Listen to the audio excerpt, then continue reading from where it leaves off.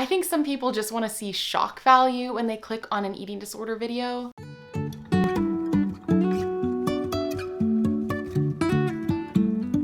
Hey everyone, welcome back to my channel, and if you're new here, welcome. Please consider subscribing if this is content that you like. This is a video I've been thinking about for a while. So many of you guys who watch my channel are so supportive. You guys leave me the sweetest comments and send me the sweetest messages on Instagram, and I cannot even express how much all of that means to me. But every now and then I get negative comments on some videos saying that I'm eating too much, or I'm not eating enough, or I'm not actually experiencing extreme hunger, as if I would lie about that, or that my binge isn't actually a binge. And I would usually never mention these comments because I generally don't feel like it's helpful to highlight negativity, but I do feel like this topic is a really good jumping off point to one of the most important points in eating disorder recovery. And that is, everyone's journey is different, and sometimes that journey isn't shocking. Eating disorders thrive on comparison. When my eating disorder was at its worst, I was constantly comparing myself to other people. I was comparing my body, the food that I ate, the exercise that I did, and even today this is something that I still struggle with. I have a really hard time sitting down for a meal and watching someone eat less than me. I still compare my body and my exercise to other people, and this isn't good. I'm not proud of it, and it's something that I'm actively working on, but it still is the reality. And I know I'm not alone in this. Eating disorders love comparison. That's why you hear comments like, I'm not sick enough, or I'm not big enough, or I'm not skinny enough to deserve recovery or to deserve help. Those are inherently comparison statements. By the way, if you are struggling with an eating disorder, you deserve help. Eating disorders come in all shapes, sizes, genders, locations, ages, careers, family situations.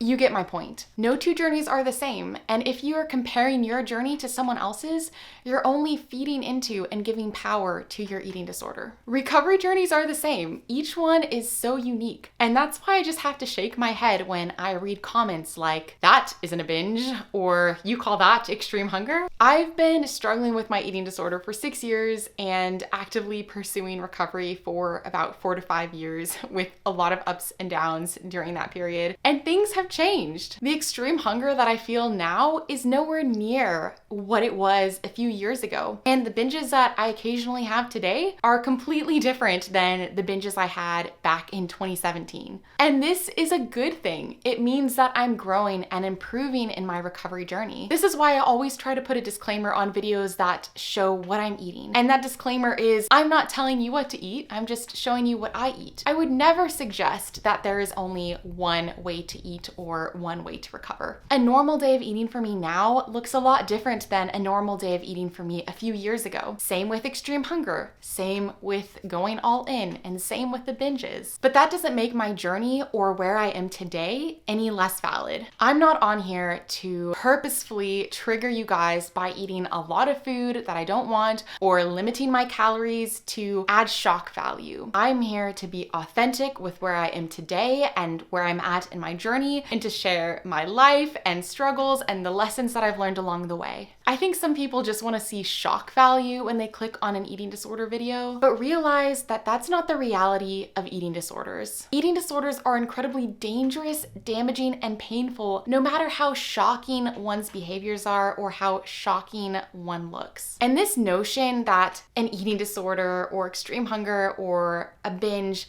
has to look a specific way is extremely damaging to the vast majority of people who struggle with eating disorders who don't fit that specific mold. According to the ANAD, less than 6% of people with eating disorders are medically diagnosed as being underweight. I'm here for anyone who doesn't have that shocking story or who doesn't fit into the mold of having an eating disorder. I'm here for anyone who may have been on their recovery journey for a long time, and to the outside world they look fine, but internally they're still struggling. I'm here for anyone who is hurting and needs support. But I am not here to be shocking in the way that I look or the food that I eat or the things that I do. So if you're looking for shock value, you should probably go somewhere else. But if you're looking for authenticity and support, I've got your back. I love you guys, and I'll see you in my next video.